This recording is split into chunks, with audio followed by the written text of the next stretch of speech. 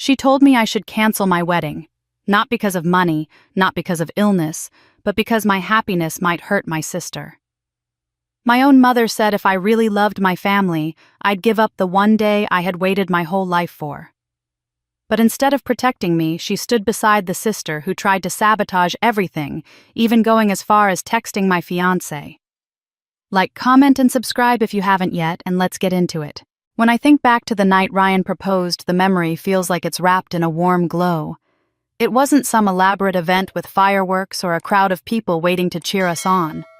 It was just the two of us in our little living room, the one we'd filled over the years with thrift store finds and framed photos from trips where we'd spent more money on gas than hotel rooms. Ryan had cooked dinner, his signature chicken parmesan, and we were sitting on the couch afterward, the TV humming low in the background. He shifted nervously, which I noticed immediately because Ryan doesn't fidget. He took my hand, and in that steady, sure way he always had, he told me there wasn't a day left in his life that he wanted to live without me. Then he pulled out a ring.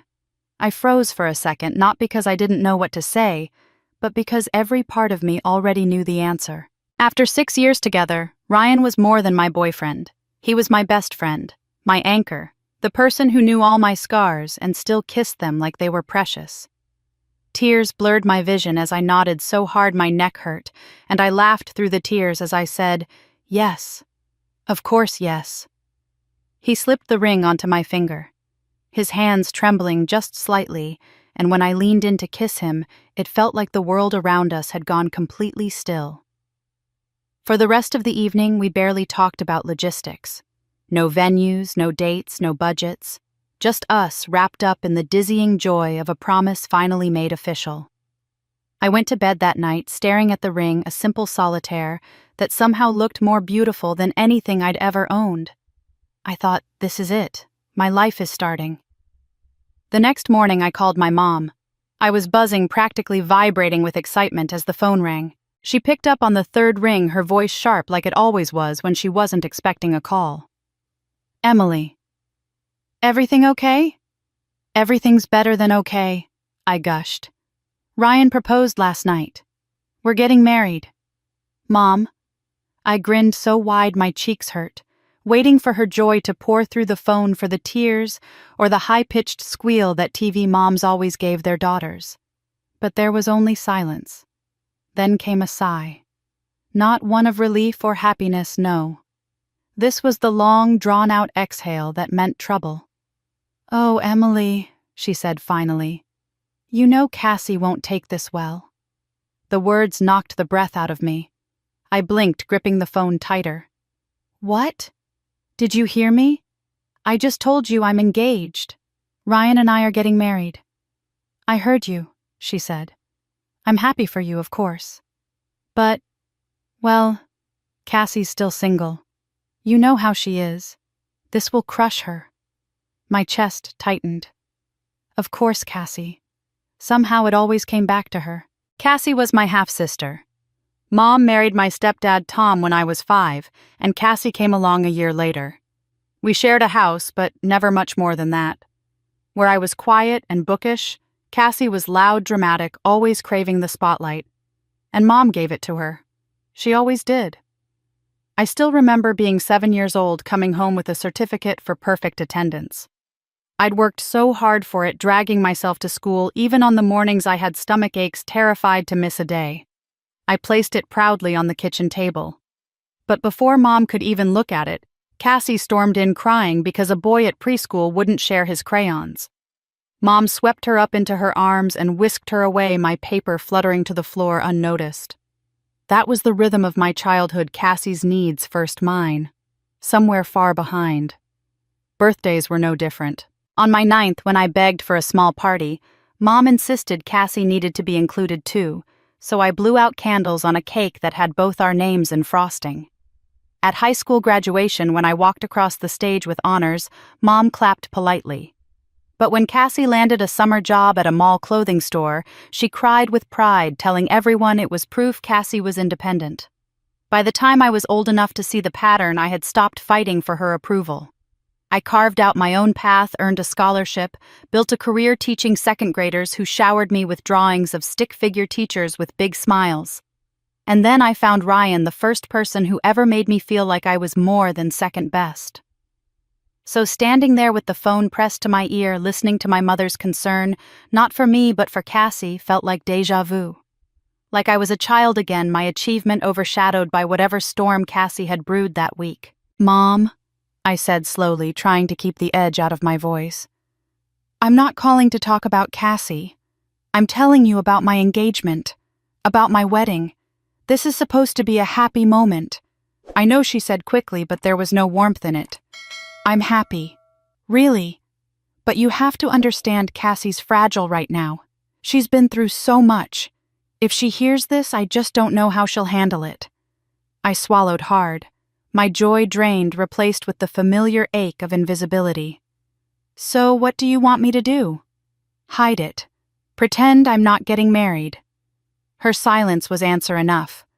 When we finally hung up, I sat staring at the ring on my finger. My excitement dimmed under the weight of her words. Ryan walked into the room, saw my face, and frowned. "What happened?" I forced a smile that didn't quite reach my eyes. "She said Cassie won't take it well." And in that moment I realized the first cracks had already formed. The happiest day of my life had barely begun, and already my family was turning it into a battlefield. If my mom's reaction to my engagement felt like a cold splash of water, Cassie's reaction was a full-blown storm. I should have expected it, but part of me still hoped foolishly that she'd surprise me. That she'd say, "I'm happy for you, Emily," and mean it.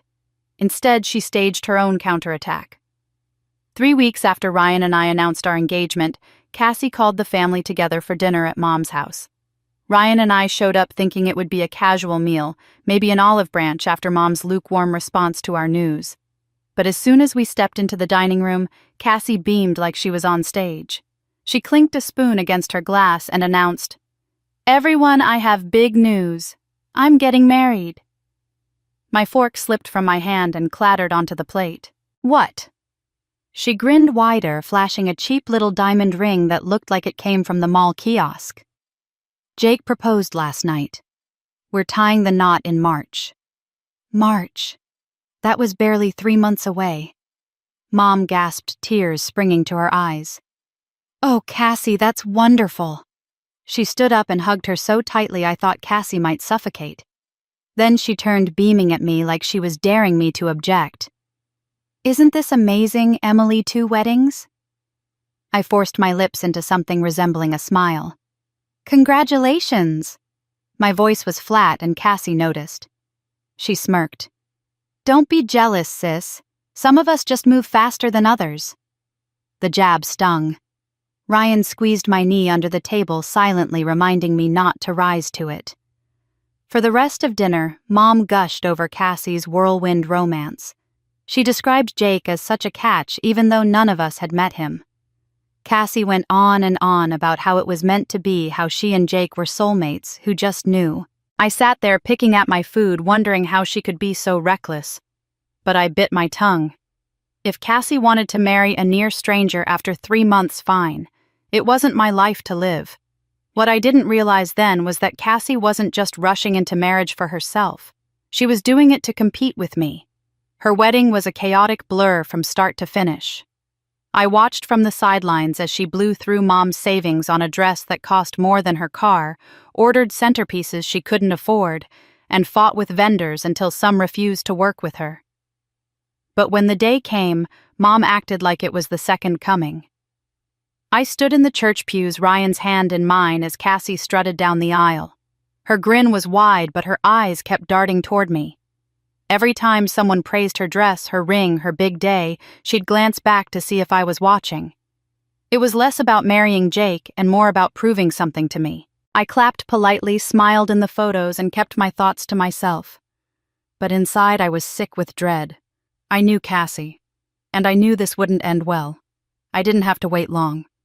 2 months after their honeymoon, the cracks exploded into full fractures. Jake was caught cheating with Cassie's best friend, no less. The story spread fast. Small towns have a way of making gossip travel like wildfire. By the time Cassie called me crying, half the county already knew. "Can you believe this?" she sobbed into the phone.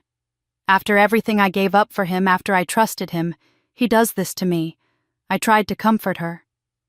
"I'm sorry, Cassie. That's awful. You don't deserve that." But she cut me off with a bitter laugh. "Of course this happened. Ever since your engagement, nothing's gone right for me. Do you know how humiliating this is? Everyone's talking about how perfect your relationship is while mine falls apart." Her words stunned me. "Cassie, my engagement didn't make Jake cheat on you. Don't you get it?" she snapped. "If you hadn't announced your wedding, I wouldn't have felt like I had to rush mine. You set this in motion." I sat in silence, my stomach sinking. She wasn't just hurt, she was blaming me. After that call, she stopped picking up when I reached out. My texts went unanswered, my voicemails ignored. When she did respond, it was with icy one-liners. "Glad things are going so perfectly for you." Or, "Must be nice to have your fairy tale while I'm living in a nightmare." Then came the rumors. A cousin called me one night, whispering, "Emily, I don't know what's going on, but Cassie's been saying you rubbed your engagement in her face just to make her look bad. She says you don't care about her feelings." I hung up and stared at the wall, fury and disbelief boiling inside me. How could she twist this into being my fault? I hadn't flaunted anything. I'd tried to be supportive even when she rushed into a marriage that screamed disaster. The whispers spread quickly. At church, an older relative gave me a pitying look and said, "You know, sometimes it's better to wait. Not everyone heals at the same pace." I bit back my anger and walked away. Everywhere I turned, Cassie was painting herself as the victim and me as the villain. And Mom, she ate it up. Whenever I tried to talk about my wedding plans, she'd change the subject, or sigh heavily as if I was being insensitive. By late fall, I was exhausted. I felt like I was wading through quicksand every step forward in my life, dragging me deeper into Cassie's drama. Ryan tried to keep me focused, reminding me that our wedding was about us, not her. But Cassie's shadow stretched long. The breaking point came at Thanksgiving. Mom had hosted the whole family at her house, and Ryan and I showed up hoping for just one evening of peace. Cassie barely looked at me all night, instead sulking in the corner with a glass of wine. Every time I laughed with a cousin or mentioned something about our wedding, I felt her eyes boring into me. After dinner, I walked past the kitchen and froze. Cassie was standing with Mom and 2 aunts, her voice low but bitter. If Emily really loved me, she hissed, she'd cancel her wedding. My heart stopped. Cancel my wedding? For her, Mom didn't argue. She just rubbed Cassie's back like she was soothing a child. "I know, sweetheart. I know." I stood there in the hallway, blood pounding in my ears, realizing just how far this game had gone. Cassie wasn't just jealous, she was determined to make my happiness her battlefield. And Mom was ready to let her. I turned away before they could see me, my fists clenched so tight my nails dug into my palms. For the first time in my life, I wasn't just the overlooked daughter or the patient sister. I was a target, and something inside me knew this war was only getting started. The weeks after Thanksgiving felt like living in a pressure cooker. I thought overhearing Cassie tell my mom that I should cancel my wedding was the worst it could get. I was wrong. That was just the beginning. 2 days later, my phone lit up with Mom's name. I hesitated before answering, but against my better judgment, I picked up. "Emily," she said, her voice syrupy sweet, the kind she used when she was about to say something ugly. "I've been thinking. Don't you think it might be considerate to hold off on the wedding?" I blinked. "Hold off? What do you mean?" "Well, Cassie's still hurting. You know how devastated she is after the divorce.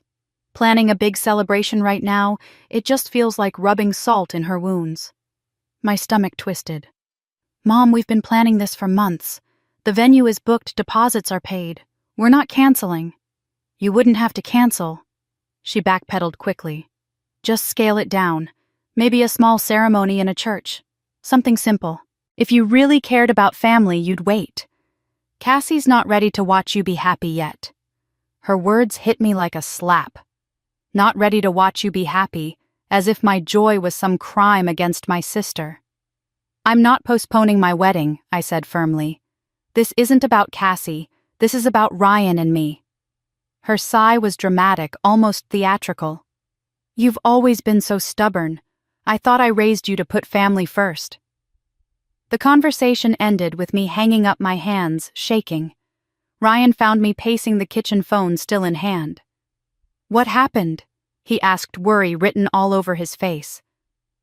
She wants me to postpone the wedding, I said, my voice cracking. Because Cassie can't handle it. Ryan's jaw tightened. You've got to be kidding me. I wish I was. He reached for my hands, steadying me. Emily, listen to me. This is our day, not theirs. Don't let them guilt you into giving it up. I wanted to believe him. I really did. But Mom wasn't done. Over the next few weeks, the calls kept coming. Always the same theme, always the same words. If you cared about family, you'd wait. Cassie's heartbroken. Don't you think it's insensitive? You can still get married, but it doesn't have to be such a big production. Each time my resolve hardened, but so did the exhaustion. I'd hang up the phone and feel like I'd been wrung out like a dishcloth. One night after the third call in a week, I collapsed onto the couch beside Ryan. I don't know how much more of this I can take. He rubbed my shoulders gently. You shouldn't have to take any of it. Emily, you've spent your whole life putting Cassie first. When's it your turn?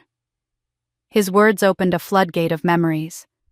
I thought about my 9th birthday when Mom decided it was only fair to let Cassie blow out the candles too. My cake had both our names in pink icing even though it was my day. I thought about my high school graduation when I walked the stage with honors, and Mom clapped politely. But later that summer when Cassie landed a minimum wage job at the mall, Mom cried with pride and told everyone her baby was independent now. I thought about my college scholarship, how I moved 3 hours away and sent postcards home only to hear Mom say, Cassie misses you so much. Couldn't you transfer somewhere closer? Every milestone of mine had been overshadowed, minimized, or sacrificed for Cassie. And now my wedding, the one day that was supposed to be mine, was being threatened too. I clenched my fists. Not this time. Ryan kissed the top of my head. That's my girl. But Cassie wasn't content to let Mom do the dirty work forever. By December, she started playing her own games. She sent me texts dripping with passive aggression. Must be nice to have everything go perfectly for you. Or, don't you think January is kind of a weird time for a wedding? Feels like you picked it just to rub it in my face. I ignored them at first, but they kept coming. Then she started leaving long voicemails, her voice cracking with fake tears. Emily, I don't know how you expect me to heal when you're shoving your perfect life in my face. I can barely breathe thinking about your wedding. It's killing me. But I guess you don't care about your sister's feelings. I'd play them for Ryan and he'd roll his eyes. She's manipulating you. Don't let her win. But her words still wormed their way into my chest, feeding the old wounds of being overlooked and accused of selfishness. The worst part was how Mom and Cassie fed off each other. One night, Mom called and said Cassie cried all night after seeing your wedding invitations. Do you really want to hurt her like this? The very next day, Cassie texted Mom so upset about how cold you've been. I don't know how you can live with yourself. It was like they were tag-teaming me, breaking me down piece by piece. By the time Christmas rolled around, I was raw, stretched thin. When my Aunt Laura invited the whole family for dinner, I almost said no. But Ryan convinced me. It'll be good to see the people who actually support you. Don't let Cassie and your mom scare you into hiding. So, we went. Dinner started off civil enough. I chatted with cousins, laughed with Aunt Laura, and for the first time in weeks, I felt almost normal. Cassie sat at the far end of the table, sipping wine, avoiding my eyes. I thought maybe, just maybe, we'd get through the night without drama. But Cassie never misses an opportunity. When the conversation shifted to wedding plans, my flowers, my dress, the playlist, Cassie let out a loud, theatrical sigh. Must be nice to waste all that money on a party when some people can barely pick up the pieces of their lives. The table went silent. My cheeks flushed, but I forced myself to ignore her. A few minutes later, as I laughed with my aunt about a childhood memory, Cassie slammed down her glass. Her eyes brimmed with tears. "I can't believe how cruel people can be," she said, her voice breaking. Everyone turned to her. "What's wrong, honey?" Mom asked, already rushing to her side. Cassie buried her face in her hands. "It's just, I've been through so much this year. And now I have to sit here and listen to Emily talk about her perfect wedding like nothing else matters. She knows how much pain I'm in, but she doesn't care. She's flaunting it, rubbing it in my face." My jaw dropped. My chest burned with fury. Mom rubbed Cassie's back, glaring at me. "She's right, Emily. You need to be more considerate. You have no idea how hard this has been for her." I felt every eye in the room on me, waiting for me to apologize, to shrink back into the quiet, obedient daughter I'd always been. But something inside me snapped. I stood, my voice shaking but loud enough to cut through the silence. "This wedding has nothing to do with Cassie. Ryan and I have been planning this for a year. If she's upset, that's not my fault. Maybe she should take responsibility for rushing into a bad marriage instead of blaming me for her problems." Gasps rippled around the table. Mom's eyes went wide. Cassie's tears dried instantly, replaced by pure rage. "How dare you!" she spat, her voice low and venomous. "You don't know what it's like to have your life fall apart. You've had everything handed to you, your scholarship, your boyfriend, your perfect little life. You've never had to struggle." I clenched my fists, heat rising in my throat. "You're right, Cassie. I don't know what it's like to have my life fall apart, because I don't make impulsive decisions just to compete with other people. Maybe if you spent less time being bitter and more time working on yourself, you wouldn't be in this situation." The room froze. Forks clinked against plates. My aunts and cousins stared wide-eyed, unsure of what to say. Ryan slid his hand into mine, squeezing gently. "We're leaving," he said softly. I didn't argue. We walked out into the cold December night, my heart pounding, my body trembling with a mixture of fear and relief. For the first time, I had said what I'd been holding in my entire life. But as the front door shut behind us, I knew this wasn't the end. Not by a long shot. Cassie wasn't going to let me get away with calling her out, and Mom wasn't going to forgive me for finally breaking the script. This was only the beginning of the war. The morning after the Christmas dinner, I woke up to my phone buzzing on the nightstand. For a second, I thought maybe one of my students' parents was texting me. It wasn't unusual for someone to forget winter break meant their kid's teacher was officially off duty. But when I rolled over and squinted at the screen, my heart sank. It was from Mom. "You owe your sister an apology." That was it. No good morning, no how are you, no acknowledgement of how Cassie had hijacked dinner last night with her crocodile tears. Just a command, sharp and cold. I sat up, my chest tightening as I reread the message. My stomach churned. Apologize for what?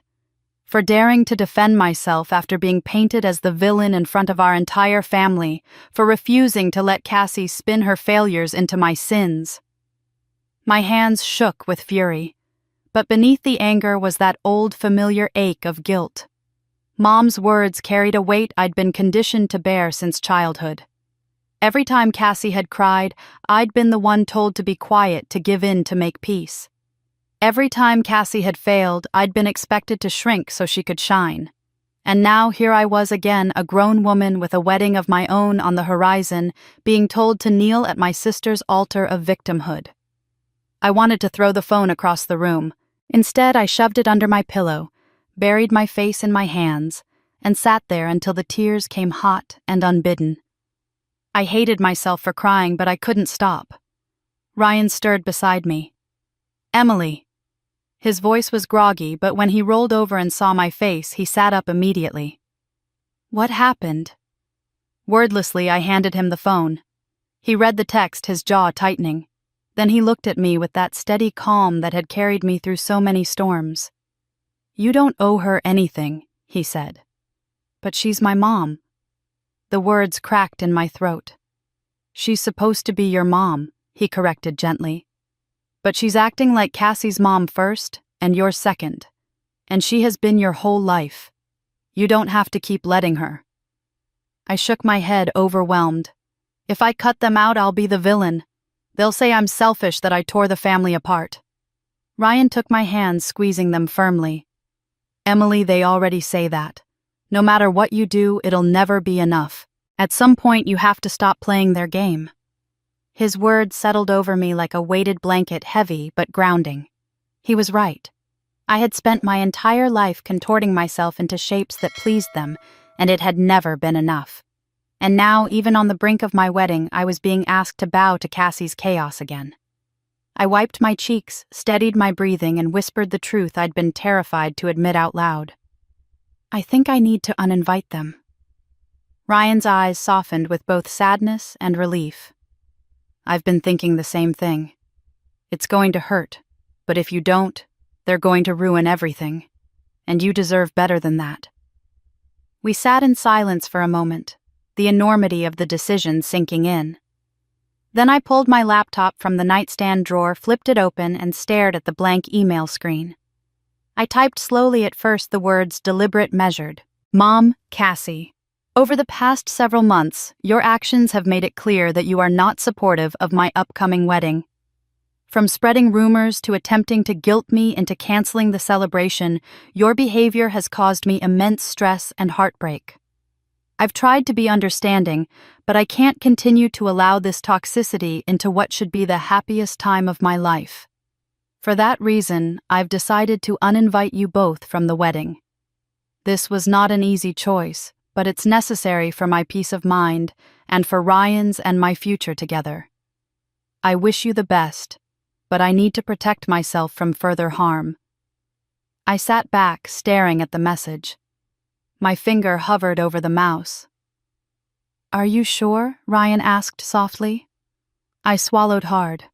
"Yes." With one click, I hit send. For a moment, nothing happened. The room was quiet except for the low hum of the heater. Then a wave of relief crashed over me, surprising in its intensity. For the first time in weeks, I could breathe. But the peace didn't last long. Within hours, the responses came flying in. Mom's reply arrived first, a tidal wave of guilt and theatrics. "I never thought my own daughter would betray me like this. You've chosen a man over your family. Do you know how much I've sacrificed for you? Your father would be ashamed if he were alive to see this.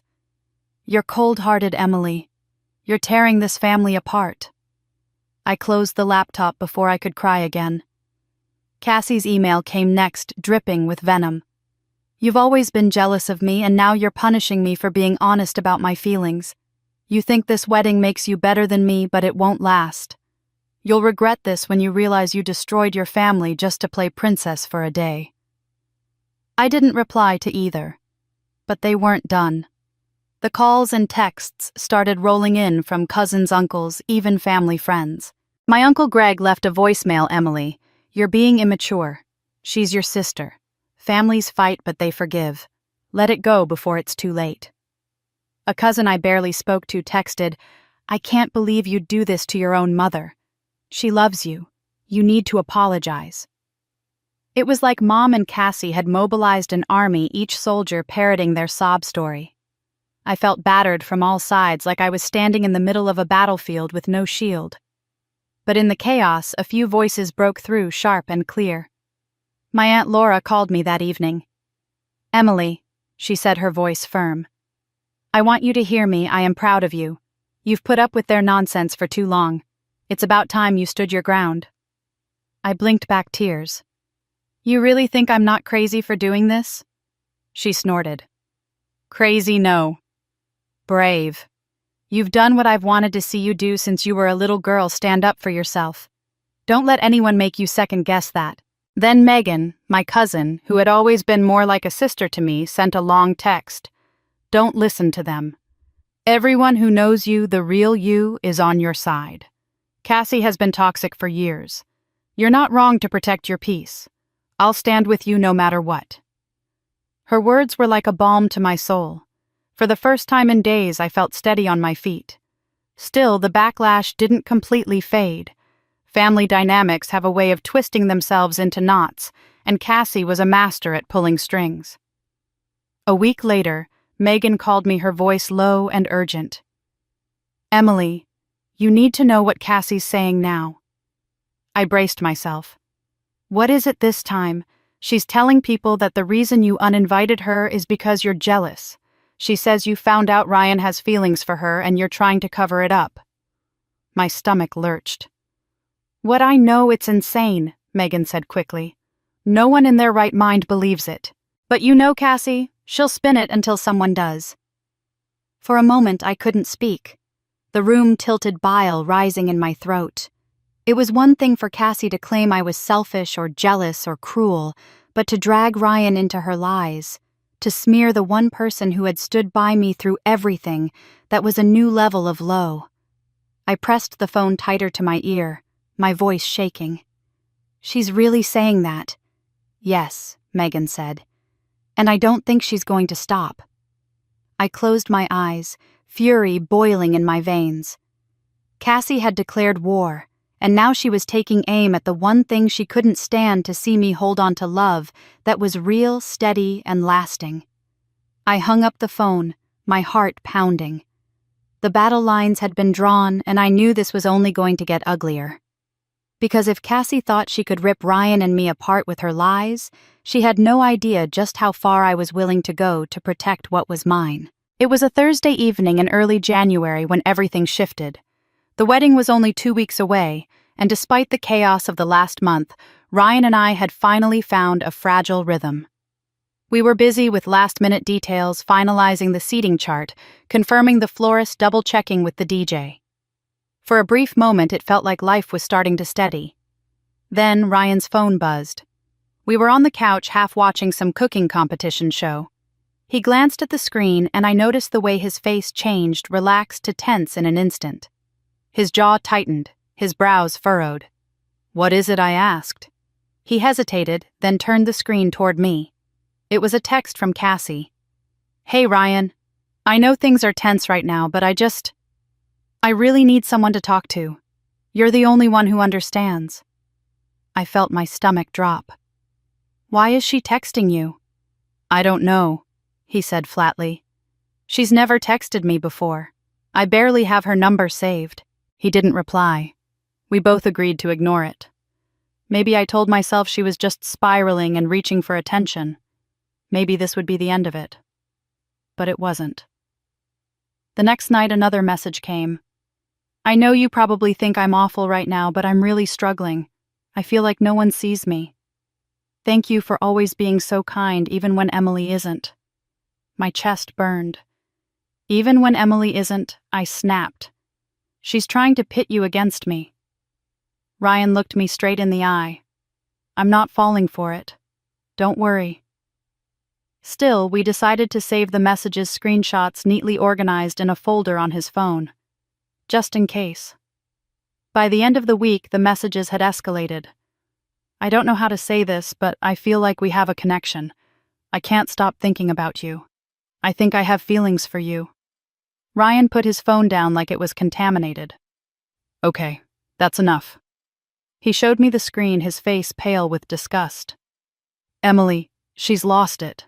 I grabbed the phone, my hands trembling as I read the words again. My vision blurred with rage. This wasn't just Cassie being dramatic. This was deliberate, calculated. A knife aimed at the heart of my relationship. "She knows we're getting married in less than 2 weeks, I whispered, "and she's trying to wedge herself between us." Ryan reached for my hand. "She can't. I love you. She's not even a blip on my radar." I nodded, swallowing hard. But it wasn't enough to ignore it anymore. Cassie had crossed a line, and I wasn't going to let her rewrite the narrative. That night, I opened my laptop and composed another email, this one not just to Mom, but to a few other family members too. I attached the screenshots, my heart pounding as I typed. I've done my best to stay quiet, but I can't let this continue without clarity. Attached are messages Cassie has been sending to Ryan. This is why she is not invited to the wedding. This behavior is manipulative and deeply disrespectful. I've tried to protect my peace, but this crosses a line.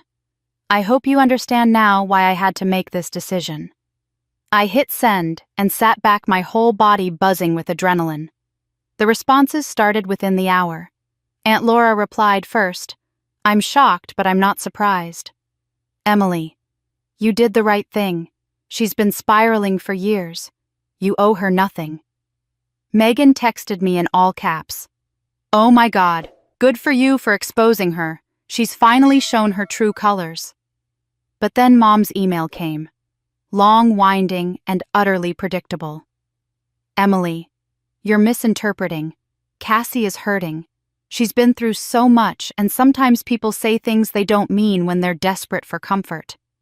How dare you assume the worst of your own sister? Ryan probably misunderstood her intentions. I can't believe you'd try to paint her as some villain when all she needs is compassion. I slammed the laptop shut, my hands shaking. She'll never believe me, I said to Ryan, tears burning behind my eyes. No matter what Cassie does, Mom will defend her. Always. Ryan pulled me into his arms, steady and strong. Then stop trying to make her believe you. You don't need her validation. You know the truth. I know the truth. That's enough. But part of me still ached. I wanted so badly after all these years for Mom to finally choose me, to see me, to stand by me. And once again, she didn't. The next few days were a blur of whispers and fallout. Cousins called to tell me Cassie was spinning new stories, that Ryan had led her on, that I was insecure and jealous, that I was uninviting her because I couldn't handle the truth. Each rumor was more absurd than the last, but I knew how gossip worked. Some people would believe her, or at least pretend to, for the sake of keeping the peace. By the second week of January, I was raw but resolute. I refused to let them poison the one day that was supposed to be mine. So Ryan and I sat down with the venue manager. I need to make something clear, I told her, my voice firm in a way that startled even me. My mother and sister are not invited. They've been harassing me for months.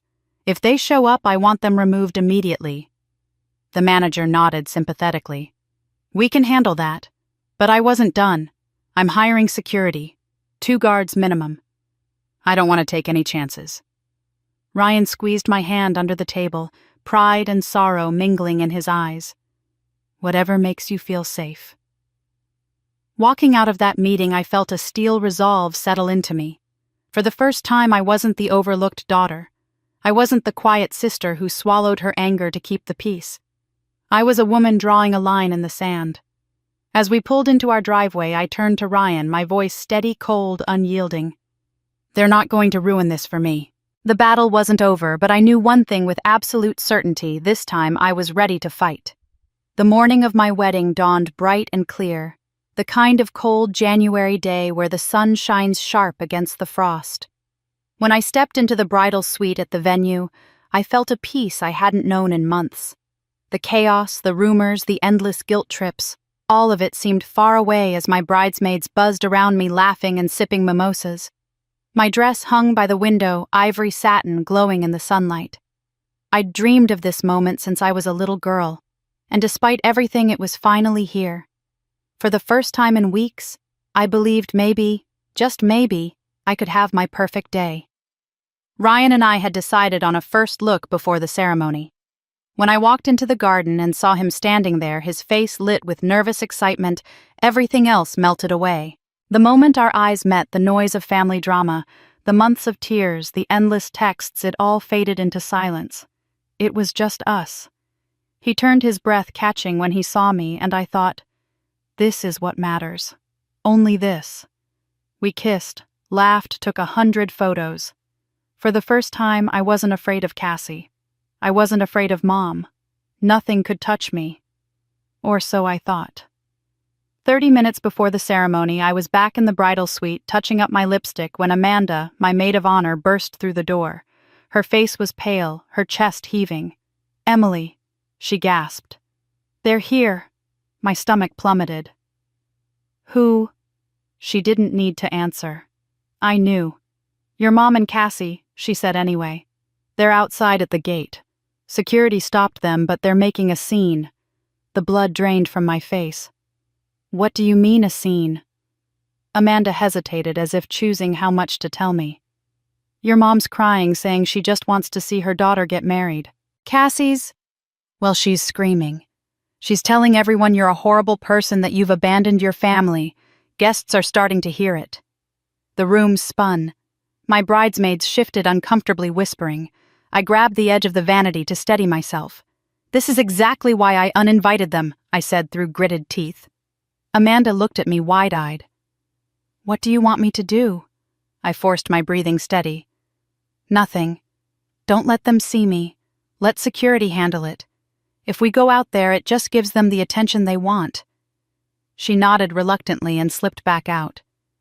For the next 10 minutes I sat frozen, the faint sound of shouting carrying through the walls. I couldn't make out the words, but I didn't need to. I could picture it, Mom's trembling sobs, Cassie's shrill voice tearing into anyone who would listen. My heart pounded, every nerve on fire. This was supposed to be my sanctuary, my day, and still they had found a way to invade it. Finally, Amanda returned, her expression grim. They're refusing to leave. The venue manager offered to call the police, but they're worried it'll cause an even bigger scene. Security's keeping them in the parking lot for now. My throat tightened. Did any guests hear them? She nodded slowly. A few, but most people just rolled their eyes. I closed my eyes, inhaled deeply, and forced myself to let it go. I would not give them the satisfaction of ruining this for me. When the music finally swelled and I stepped into the aisle, everything else disappeared. The guests rose, smiling. The flowers glowed in the winter sunlight, and Ryan stood at the altar with tears in his eyes. My father's absence ached, but Aunt Laura, proud and steady, walked me down the aisle, squeezing my hand in silent solidarity. The ceremony was flawless. Every word of our vows felt carved into my soul.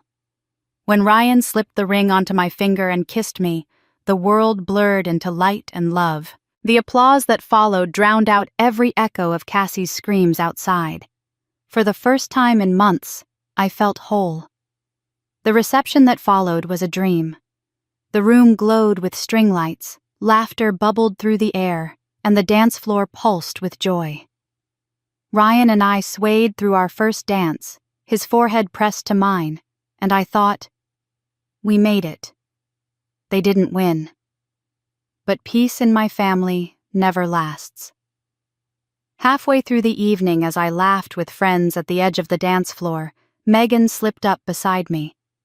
Her face was pale, her voice low. You won't believe what Cassie just did in the parking lot, she whispered. The blood drained from my face. My fork clattered against my plate. What? I asked, my voice barely audible over the music. Megan swallowed hard. She glanced around, lowering her voice further. She tried to crash the reception in a wedding dress of her own. The air in the room seemed to vanish. My heart lurched, pounding against my ribs. A wedding dress. My sister had shown up to my wedding in a white gown.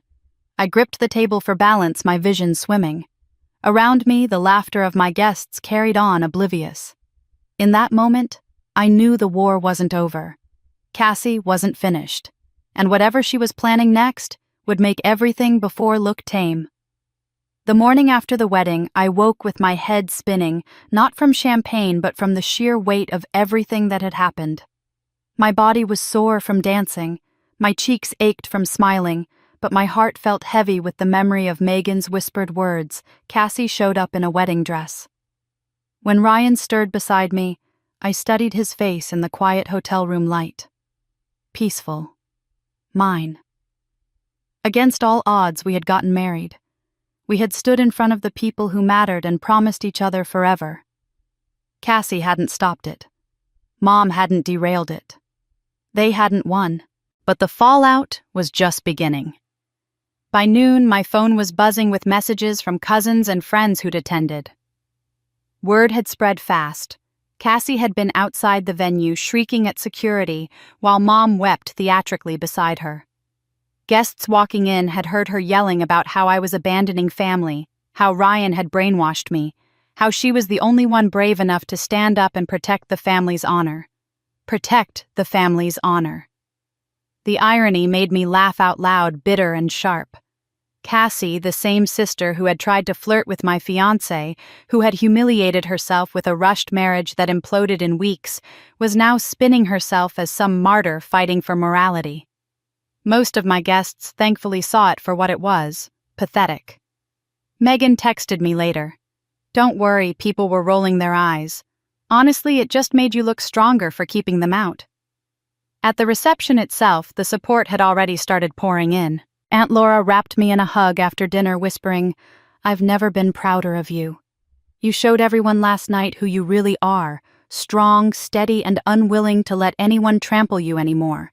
Even distant relatives I barely spoke to came up to me, some sheepish, some bold. We didn't know it was that bad," one cousin admitted. "But after last night, we see it. You did the right thing."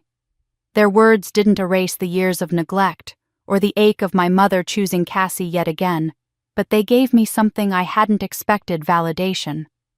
For once, people weren't swallowing Cassie's story whole. For once, they were seeing me. Still, when Ryan and I packed our bags for a short honeymoon getaway, I couldn't quite shake the gnawing unease. Cassie had always been relentless. She didn't let go of grudges, she sharpened them. What would she do next? The answer came sooner than I thought. 3 days after the wedding, my phone lit up with Megan's name. "Hey," I answered, smiling. "You're not going to tell me she's planning another stunt, are you?" Megan's laugh was short, breathless. "Oh, Emily, you won't believe this one." I sat down on the edge of the bed. "What happened? Cassie and your mom had a massive fight. Like screaming, glass-shattering fight." My heart skipped. "What?" "Over what?" "Over the wedding," Megan said. "Apparently Cassie went off on your mom, accusing her of failing to stop it. She told Marianne it was her fault you got married. She said your mom should have been more forceful, that she let you walk all over the family." I blinked, stunned. Cassie blamed Mom. "Oh yeah, she lost it. Said your mom ruined her life, that she was supposed to be the golden child, not you. She even accused Marianne of betraying her by not chaining you to the house, or something equally dramatic." I pressed a hand over my mouth, a laugh bubbling up despite myself. It was absurd, tragic, and yet so perfectly Cassie. Megan's tone shifted, hushed and gleeful. "And here's the kicker," Marianne finally snapped. She yelled back that she was tired of Cassie's drama, tired of cleaning up her messes, and that she needed to take responsibility for her own life. Then she told Cassie to pack her stuff and get out. I nearly dropped the phone. She kicked her out. For real," Megan confirmed. "Cassie's staying with some friend right now." "But Emily, I've never seen Marianne so angry. It was like years of pent-up frustration exploded all at once. She actually chose herself for once." I sat there in stunned silence, trying to process. My mom, who had defended Cassie through every disaster, who had coddled her every tantrum, who had spent my entire life reminding me I came second, had finally drawn the line.